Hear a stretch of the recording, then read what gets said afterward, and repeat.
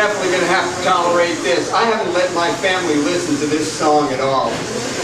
I've been working up a talk story. This is Hawaii. So you're going to listen to a 15-minute song now, and then I'm going to be done.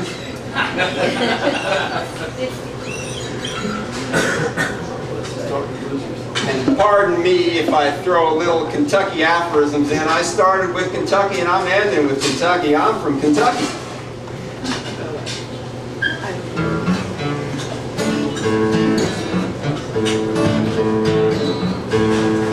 Now, I hope you're in the spirit of this thing. I want to tell you a little yarn, y'all. A tale of two men, Duncan and Brady.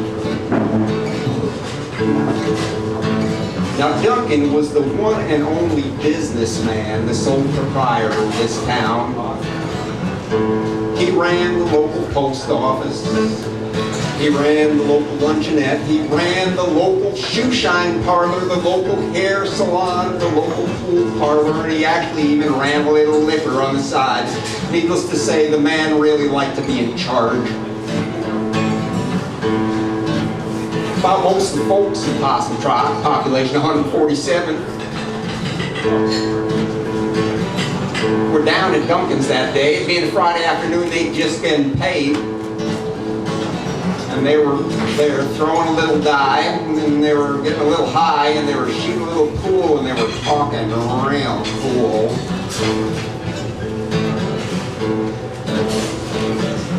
Now, old King Brady, he was the sheriff of this town. He was up at the jail all by his lonesome, feet up on his desk, flicking his keys back and forth, rubbing that bald spot on top of his head, scratching that part of his stomach that never seemed to get full, picking his nose and flicking them boogers at the basket, missing most of the time.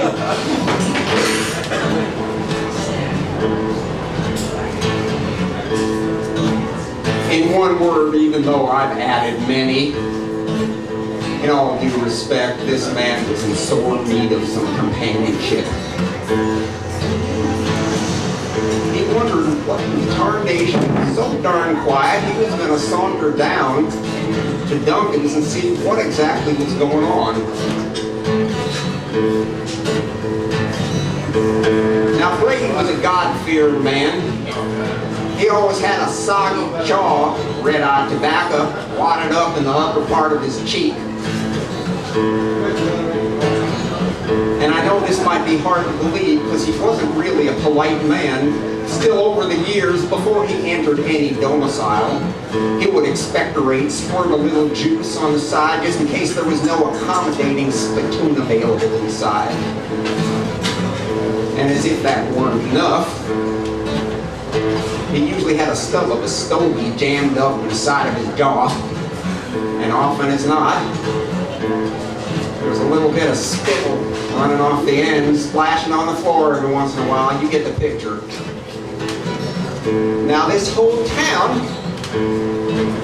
recognized the sound of Brady coming, so when he knocked on the door down at Duncan's,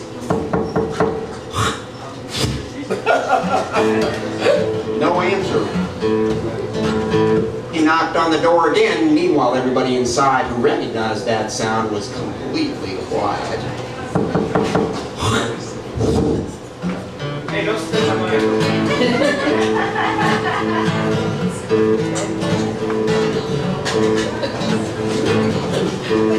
There was no answer the second time around, so he went around the back and he knocked. Hey, oh, my speaker now.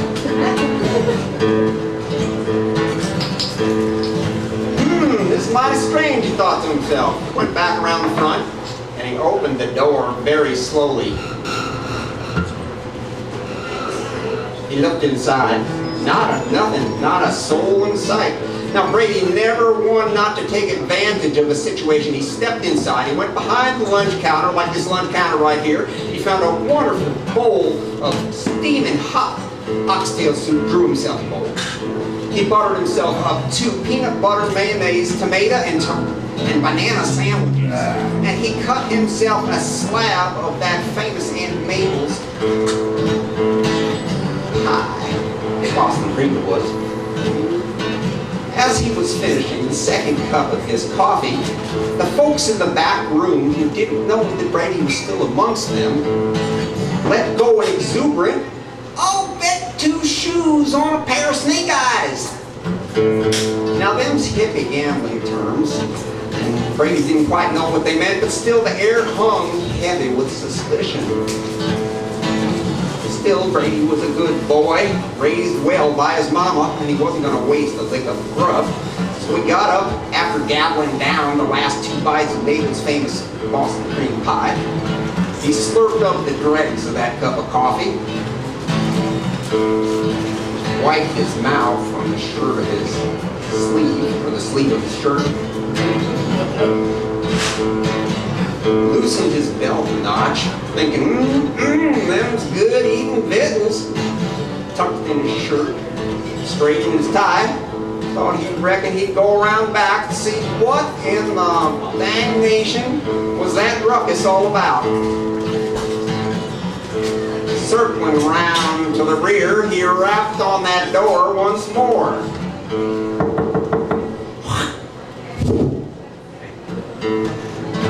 This time, a little window opened in the door, and an eye looked out and said, "Who is it, and what do you want?" And Brady told him. He said he wanted to come in, but the eye said, "Well, you can't come in if you don't know the password." And Brady didn't know the password, so the little door in the window shut. Brady thought, wait a minute, they can't do that to me. I'm the sheriff of this town. He reached down and he fingered his .45. Now, in case you guys don't know what a .45 is, .45 is a firearm, a shooting piece of gun. Weighs about 45 pounds, has a barrel about 45 inches long, can shoot 45 bullets in about 45 seconds flat. Easy. Master blaster in hand, he applied his ample shoulder to the door. But what he didn't know was that inside, everybody had 44s, and you all know what a 44 is, and they was all pointed at the door. And when he came busting through that door, 1,467 bullets hit him, spun him around, splayed his guts, and he went flat on the floor. Twinkle, twinkle, little star, in come Brady with his big scar, mean looking look in his eye. Gonna shoot somebody just to see him die, and he's been on the job too long. Now Duncan was a tanning bar when in come Brady with his shiny star. Praises Duncan and you're under arrest. Don't shot a hole right there in Brady's chest, and he's been on the job too long. Singing, Brady, Brady, Brady, don't you know you done wrong? Breaking and hitting with my game going on. Breaking down my windows and busting down my door. Now I'm dead right on that barroom floor. Yeah, been on the job too long.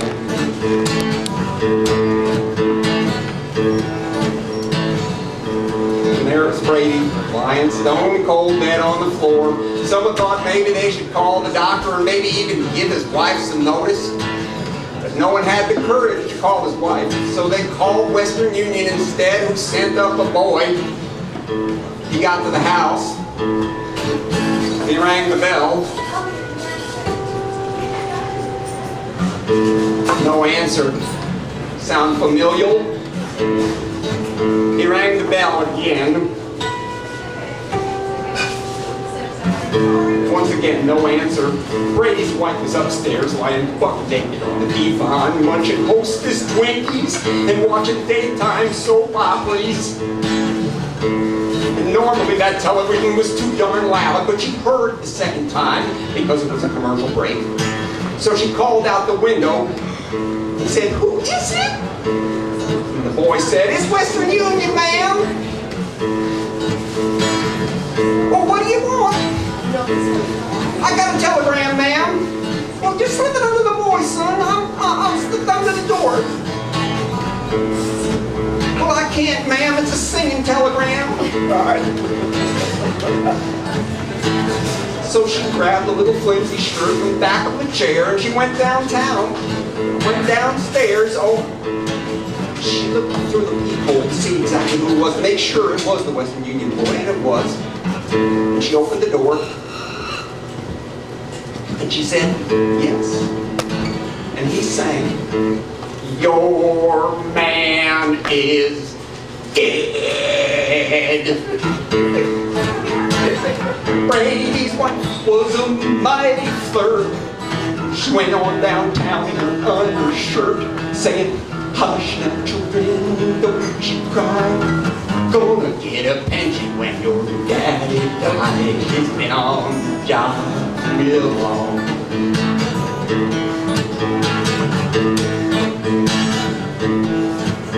Now Brady was a very fat man. Doctor reached out, grabbed a hold of his hand, felt for his pulse. Doctor, he said, I swear to my soul, he came. Brady's dead again, been on this job too long.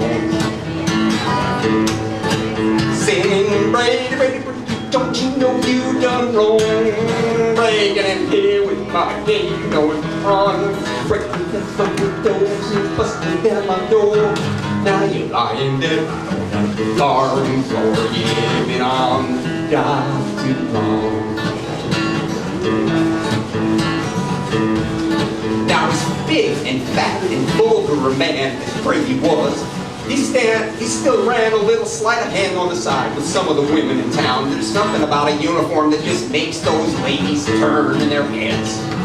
And when all those women heard that King Brady was dead, they went on home and they re-ragged in red. Come slipping and sliding, come shuffling down the street in their old mother hugs and their stocking feet. And they've been on the job too long.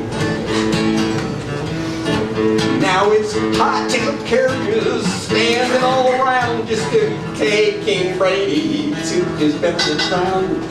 High-tailed carriages, those rubber-tired hats, they brought him to the graveyard and they never brought him back. And they've been on the job too long. So we finally made it to the graveyard. And there's the preacher man staring down into that gaping hole of that grave. There's a pile of a body down there lying in state, completely inert. Flying flies buzzing around the face. A rancid odor coming up. Old tobacco. Stale old unwashed clothes. Dried blood. Even a hint of liquor. From the asthma filled the air. But still, the preacher himself couldn't find the words to fill the air. So he cast his eyes up toward heaven, hoping God would give him some inspiration. But he couldn't help but thinking of St. Peter up there, the other side of those golden gates, playing a hand of cards with the other angels. And St. Peter crying out, Brady, Brady, Brady, don't you know you done wrong? Breaking in here with my game going on, busting down my windows and breaking down my door. Now lying there on that barroom floor, you've been on the job too long. Brady, Brady, don't you know you done wrong? Breaking in here with my game going on. Breaking down my windows and busting down my door. Now you're lying there at the barroom floor. Yeah, been on the job. Been on the job. Been on the job too long. How about you guys? You been on your jobs too long? You know that take that job and shove it, that's another song, but maybe you should reconsider your life. You only have one life, you know, time's a wasting. Think about it now. You've been on the job too long?